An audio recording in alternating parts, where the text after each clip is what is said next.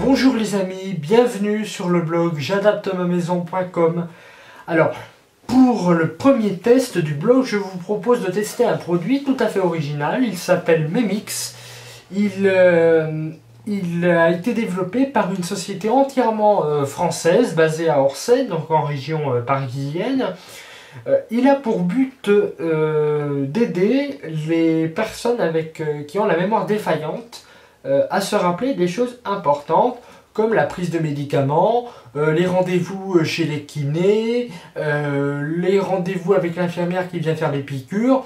Je vous expliquerai ça tout au long du test. Il est commercialisé au prix de 150 € en France et pour les professionnels au prix de 110 € si ma mémoire est bonne. Oui, c'est ça, 110 €. On voit ce qu'il a dans le ventre tout de suite. Quand vous achetez le Memix, en fait, vous le recevez donc avec l'appareil. Vous recevez aussi une petite dragonne comme celle-ci. Vous avez également la petite housse de transport et une pile que j'ai déjà mise à l'intérieur. Coup de projecteur maintenant sur le Memix en lui-même. Alors, vous voyez, en fait, le Memix, il a deux côtés. Vous voyez, il y a un petit bouton bleu qui permet à la personne d'écouter les messages. Quand vous retournez le Memix, vous avez ici, et vous avez une trappe avec un petit loquet. Donc vous prenez votre petit loquet. Là. Et en fait, ce que vous allez faire, c'est que vous allez le basculer vers l'avant.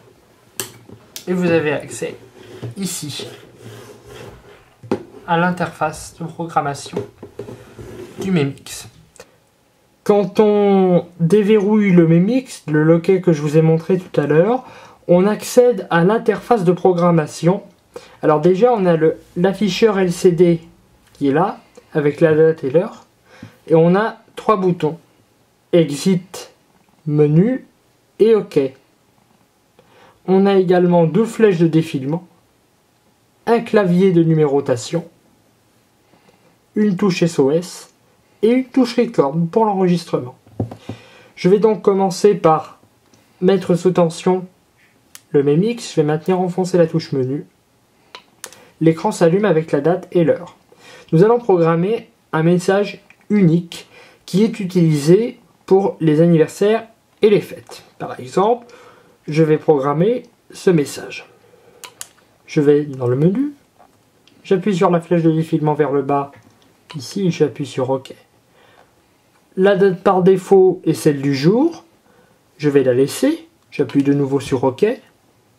Là il est 11h01, je vais mettre 11h11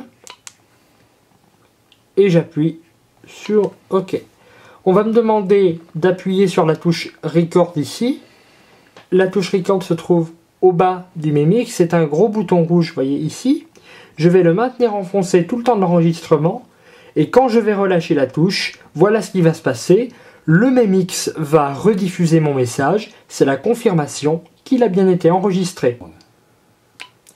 Bonjour, aujourd'hui c'est un test du Memix par j'adaptemamaison.com.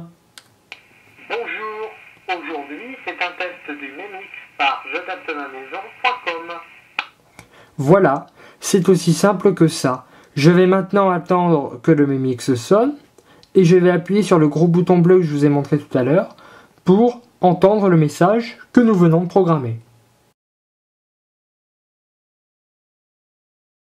Le Memix va sonner d'ici quelques instants.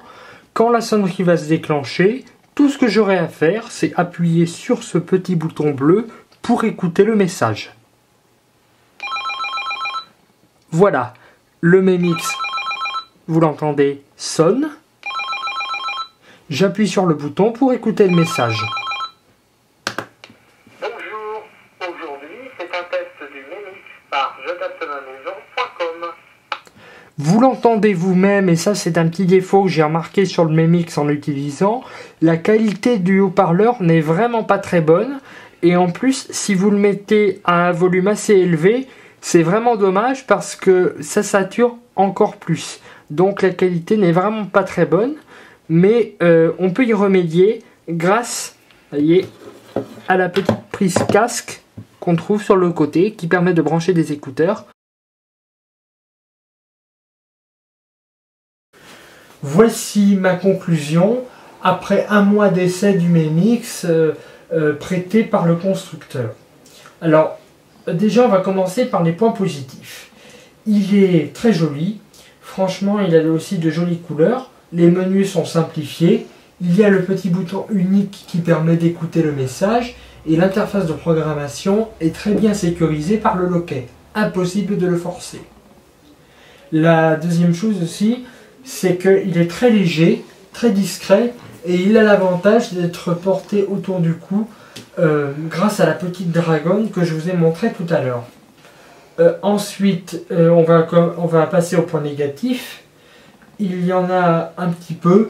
Je vais vous les énumérer. Le premier point négatif que j'ai noté, c'est par rapport au son. Parce que à plein volume, le Memix sature énormément. Écoutez ce que ça donne. Voilà un exemple de message enregistré dans le Memix lorsqu'il est à plein volume. Vous entendez le haut-parleur saturé, ce qui est très gênant pour les oreilles. Ensuite, le deuxième point négatif, c'est l'absence d'éléments vibrants qui empêchent la personne qui n'entend pas, qui ont des difficultés d'audition, de ne pas être averti de l'arrivée d'un nouveau message. On aurait préféré une chose qui puisse vibrer et sonner en même temps. Bon, bref, ça ce sont des petits détails, mais il y a aussi, très pratique, la prise casque, et ça c'est un bon point.